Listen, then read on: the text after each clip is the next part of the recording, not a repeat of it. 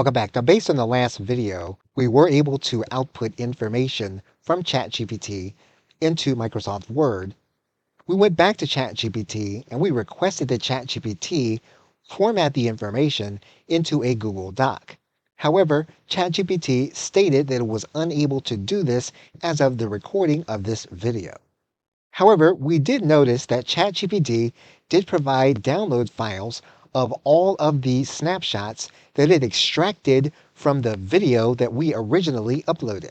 So we made a non-structured request of ChatGPT. In our non-structured request of ChatGPT, we asked ChatGPT to take each snapshot, place it inside of a PowerPoint to make that snapshot the slide, and then to produce one document.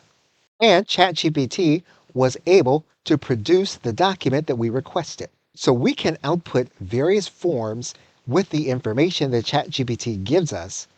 We can even start with a source document and extract information to place inside of the formatting that we create.